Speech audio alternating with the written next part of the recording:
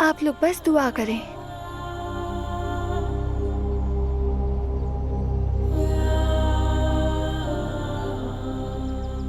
घबराना नहीं बेटा, हर चीज तुम्हारे हक में होगी।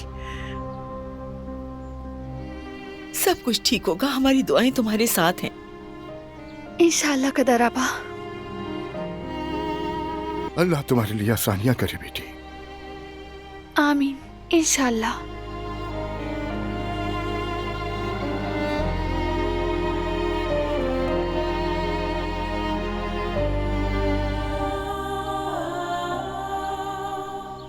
बेटी, किसी चीज की भी जरूरत हो तो हमें बताना। हाँ? आपका बहुत शुक्रिया बाबा।